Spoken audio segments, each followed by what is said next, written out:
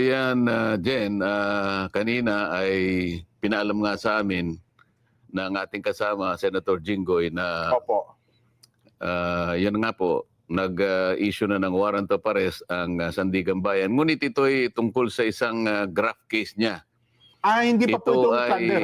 Hindi ito yung plunder, kaya dito ay pwede siyang makapagpiyansa para sa kanyang temporary liberty. Opo. Pansamantala pa yan. naman kanyang ginawa ngayong hapon dahil sinabi namin sa kanya, mabuti pa ay ikaw nang pumunta roon at magpiyansa ka na. Sapagat hanggang alas 5 lang ata o alas 4 ang opisina ng ating Sandigan Bayan. So yun pala yung kalilina kasi akala namin, Sen, ang balita kanina ay plunder case. Kapag ka plunder kasi, Nobel recommended. So itong inilabas na warrant ay may kinalaman lang sa graft case po niya. Pinaghiwalay yata. Pinaghiwalay Jen, pala. sa Makati, dito ay ibang kaso. Hindi, ibang division. Ibang division po. Iba-ibang division kasi ng Sandigan Bayan. Siguro ito isang division, pangalawa yung plunder, baka ibang division naman. Ayun. So, isa hong malinaw kaya ipinapakita natin yung video kanina sa Sandigan po yon, live mismo, available sapagkat ang naunang naglabas ng warrant ay tuhong kaso niya na may kinalaman sa graft. Sen. Pero Jen, hindi lamang yan ang gusto nating sabihin. Opo. Ang mas importante dito ay yung nagaganap sa likod ng pangyayari na yan.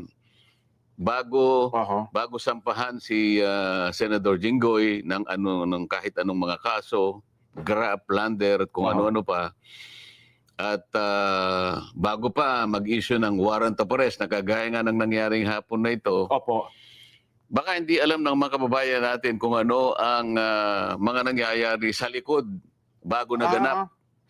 Ang natatandaan ko dyan, Sen, ako, nung nagkaroon po ng botohan kayo sa Senado at nakuha ng grupo po ninyong majority, doon, nung bandang hapon na yon, Sen, ay doon bigla naglabasan ng mga kaso nitong Senador Jinggoy Estrada na ang sabi niya ay maglalabas daw po ng warrant of arrest, may kinalaman sa kanyang plunder case nung kayo po na ang majority. Kasama niyo po sa majority. Napansin niyo rin yata Yes po. Marami na kapon. Hindi lamang si Senador Jinggoy, si Senador Joel, ganun din. Opo. At ngayon, mababasa mo, mukhang nasa preliminary investigation stage na yung kay Senador Cheese. Ayan, at maging ako naman, alam na ninyo, di ba? Opo. Pero pag-usapan muna natin yung kay Senador Jinggoy. Meron ho ba? Kaya ako sinasabi na baka hindi alam, kailangan ipaalam natin sa mamamayan kung ano ang dinanas na pressure ni Senador Jinggoy hanggang sa umabot nga siya sa ganyang kalagayan. Ganun mo ba? Kasi hindi naman nagsasalita si Senador Jinggoy. Talagang halos minuto, oras-oras, kinakausap siya na kumalas siya doon sa 13. So, may tumatawag po sa kanya, may kumakausap, personal, telepono, ganun po? Lahat ginagawa. Sabi nila, Jinggoy, napakasimple lang ng problema mo. Okay. Wala ka ng kaso basta kumalas ka lang dyan sa 13. Takbo, ay mabigat. Ngayon, sure nga yan. Nakita mo naman, ginagawa nila lahat. Ang magagawa nila, magpe-press con sila kung anong nilalabas sa social media. Kanya 3 araw lang yan, 1 week lang yan, makukuha namin uli yan. Di ba? Hindi lamang siya pinapressure. Maski si Senator Joel, ganun din. Ako naman kasi, hindi na nila ako ma-pressure siguro.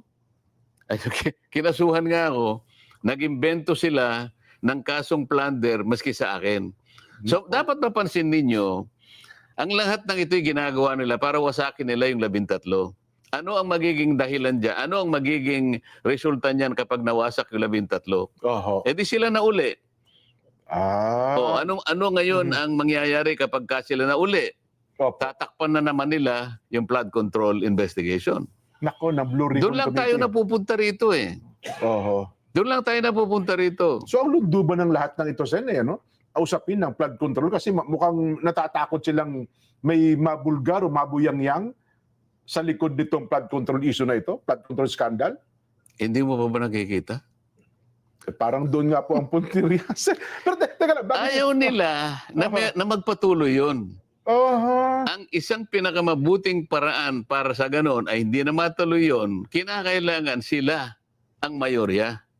Maagaw sa inyo. Ngayon, nagsisimula pa lang kami, di ba? Organization pa lang. Opo. Papunta pa lang kami. Palagay ko sa Lunes, baka mag-announce na si SP Alan. Opo. Magtawag na siya ng schedule ng Blue Ribbon. Mag-schedule na po.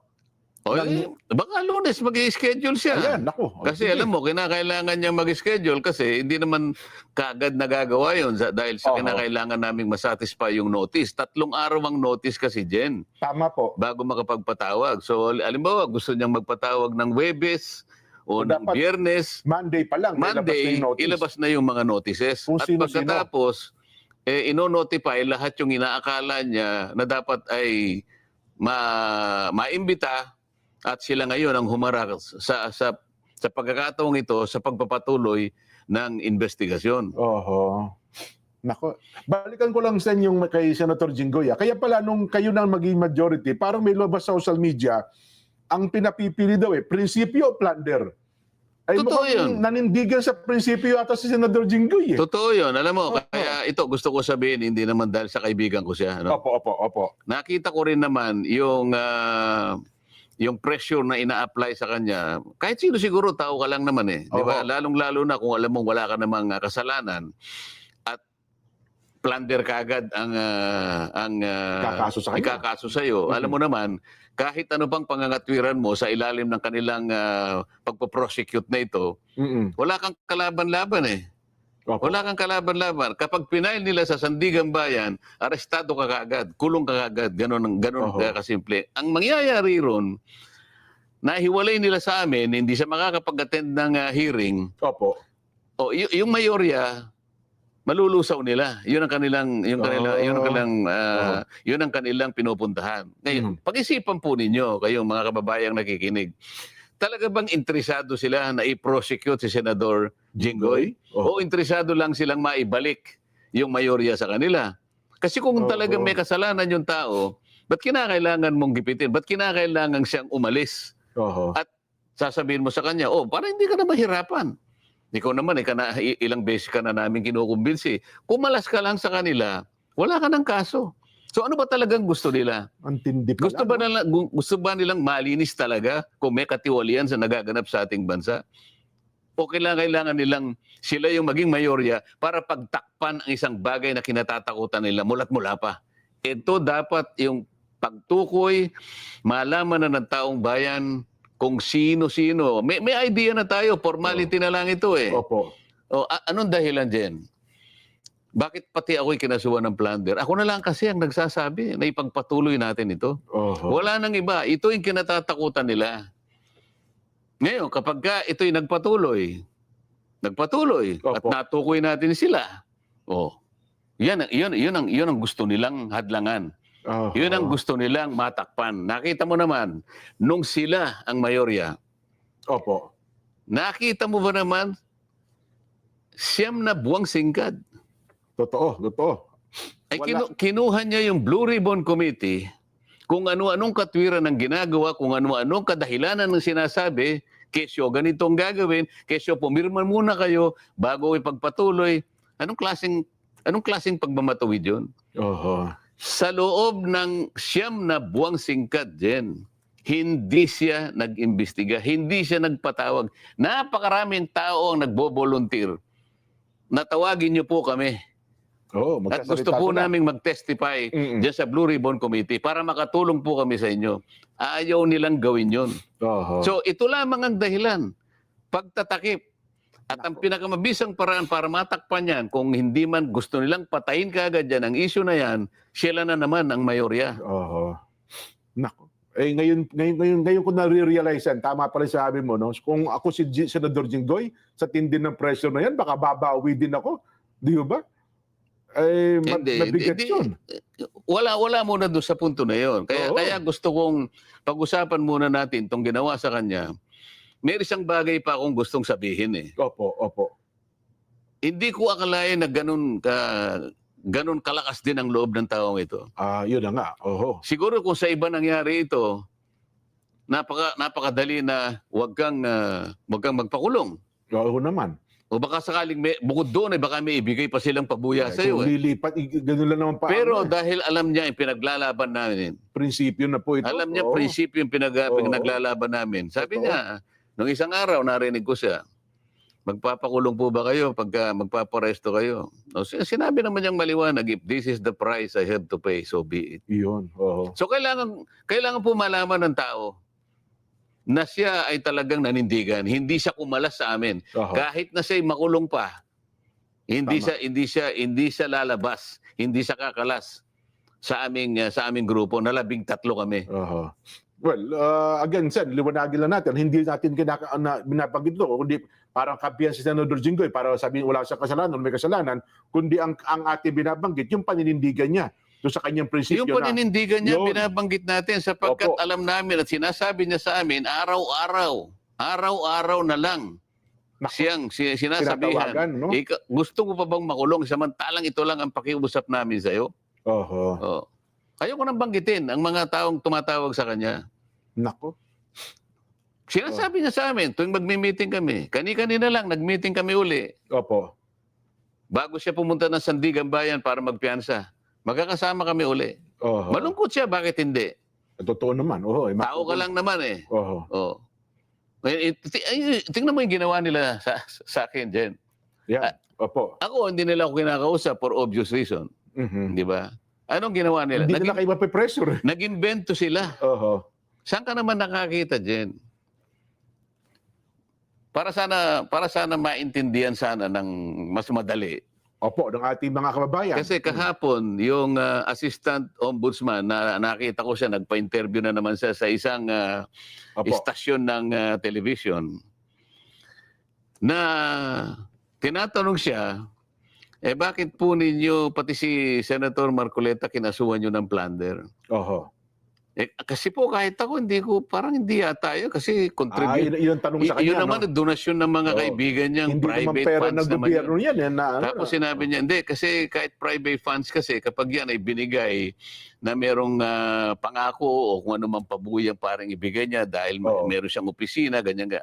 Sabi nila, sa Makatwid kahit po pala pribadong pondo Oo. na kapag may pangako, may ganyan, ano. Oo. Yan po pala'y plunder. Oo, sabi niya gano'n. Mabigat, ano? Oo. Ang nakakapagtaka doon, Jen, wala man lang siyang nasabi kahit konti. Kasi kailangan mong establish ito Siyempre eh. po, establish mo yun. Oho. Kung walang kaugnayan yung pondo doon sa sinasabi mo, baka nag-speculate ka lang, baka inaakala mo lang, baka nangako ito ng kung ano-ano, Oho. Oho. na maaaring sa pangako na yon Maka-influensya. merong madadamage ang gobyerno, Ayan. o madadamage ang serbisyo na para sa mga tao. Oho. Yan ang kasi pagka ganun, corruption yun eh. Ayun, opo. So opo. kinakailangan mong i-establish yung connection nung pagbibigay nila ng tulong sa iyo, dahil kampanya kasi ito Jen, ito yung sinasabi ko campaign eh. yan. Ng mga panahon Kailangan mong i-connecta. Mhm. Pinakikinggan ko siya, wala man lang siyang masabi na koneksyon. Oho. Pagkatapos, bumalik na naman sa iba. Alam mo, kanya, ang plunder kasi, kaya mas marami yung napagtatalo kami, sabi siya. Mahirap kasi kanyang i-prosecute ang plunder. Kaya, alam mo kasi, pag plunder kasi, corruption yan, katiwalian, Oho. talagang wala kang makitang resibo. Wala kang makitang Walang paper trail. Opo. Ganyan, Kasi ano. plunder nga raw, ano, pag ano. Kaya napakahirap corruption. talaga. Opo. Ngayon, ang sinasabi nila, siya inamin niya eh. Oho. Siya mismong nagbigay ng katibayan. Sa palatuntunan natin ito, sa ano? Sabi niya, parang admission against interest. Tingnan mo itong mga taong ito. Siguro para sa mga kababayan nating nag-iisip, si Senator Marcoleta, kumandidato ng 2025 election, may kaibigan siya, tumulong sa kanya. Nagkataon kasi yung mga tulong na binigay ay wala pang campaign period. Hindi basta, opo. Pero yung tulong na yon ay sakop ng election period. Ang election period kasi, Jen, ay 1 year before the election. So Yes isang po. taong singkat yun. Ano? Opo, oo. Pero yung campaign period, magsisimula ng February 11 90 days ata national. hanggang 90 days yan. Opo, 90 okay. days, Hanggang opo. sa ikaw ay manalo na. Ano? Mhm. Ngayon, so sabi ko, ang trato ko dyan donation kasi wala pang campaign period. Opo. January. Ang campaign period kasi February 11 ang umpisa. Opo, oho. Dapat, kapag binigay during the campaign period, contribution. February 11 Ngayon, pataas. Opo, oho. ito nang submit ako ng SOSE, liwanagin natin para makita ng mga kababayan natin. Mm-mm. Doon sa SOSE ko, sinabi ko, ang aking expenditures, yung ginastos ko, Opo, sa kampanya. 112 million pesos. Opo. Okay. Oho. Ngayon, sinisita nila ako, paano ka makakagasta ng 112 million? Tiningnan nila yung SALN ko, yung net worth ko is only 52 million. Mas malaki ay yung ginastos mo. Teka muna, ito lang ang pera niya. Saan siya kukuha ka ng Ng 112 million. 112? Oho. No, sabi ko, hindi mo na kumikibo nun dahil hindi ko na pinapansin noon di ba? Opo. Nung magpasya na ako mag-explica sa COMELEC dahil sa binigyan ako ng parang isang Mhm. magpaliwanag ka, sabi niya. Opo, ipaliwanag niyo po yung side ninyo. Bakit yun dito? Hinangan ako ng kaukulang pagpapaliwanag. Show cause order ang tawag doon, Jen. Opo. Hindi pinaliwanag ko na na-receive ko po itong donation sa 3 kaibigan na nagkakahalaga ng 75 million. Yes, opo. Siniyasat nilang ganon. Sa batas kasi natin, sabi kong ganon, at yun naman ay pinagpasyahan ng Korte Suprema, kapag labas sa sa campaign period, Campaign period, opo. pwedeng donation yon. Okay? Opo. At sabi naman ng Supreme Court sa kanyang pagdidesisyon, hindi pa siya kanya kandidato noon. Ayun. Magiging kandidato lang siya pag magpa-participate siya during the campaign period. na. Okay. Opo. So nung makita ng COMELEC, wala Oh. siyang kasalanan diyan. Walang Maayos ang kanyang pagpapaliwanag. Mhm. Ang bumoto diyan 6-0. Opo. Ibig sabihin halos silang lahat. Lahat ng commissioners. Kaya lang siguro 6-0 kasi yung chairman nila hindi siya nag-participate. Nag-inhibit yata siya. Opo. Baka kung hindi siya nag-inhibit, 7-0. 7-0. Ang ibig sabihin, maliwanag sa COMELEC na nagtapat lang ako. Mhm. Ngayon, Naging transparent kayo, Sen. Opo. okay. So 112 million ang ginastos ko. Ito na naman ang banggit ng Sandigan Bayan. Sige, palagay mo kanyang, kung na-receive niya kanya 75 million, bakit nung isubmit niya yung SALN dated December 31, 2025, Opo. ba't di niya nilagay sa SALN yung 75 million? Hindi ayan nag-reflect doon sa Ba't salin ninyo. hindi niya na-reflect? Opo, oo. Paano ko naman i-reflect mga kababayan? Ginastos ko nga Oho. Hindi nyo naman asset yun eh. Hindi naman kagaya ng iba. Baka yung iba nga baka sila yung nabigyan. Oho. Pero hindi ginastos. Baka yun ang Yun ang problematic. mabigat. Tingnan mo diyan, ba't ko Opo. kinukwento to? Kapag ka pala ikaw ay nagtatapat sa ngalan ng transparency, lahat kailangan ipagtapat mo. Diba, papaplander ka pa eh. Oho. Yung mga hindi nagtatapat, yung nagtatago ng resibo, kaya hirap na hirap ang Sandigan Bayan, Hindi yun ang pinipilit Hindi i-plunder. nagdeklara ng totoo. Oo. So kung hindi ka nagsasabi ng totoo, mapaplander ka. Pag nasasabi ka ng totoo, ipaplander ka. Ay, saan pupunta yung tao dyan?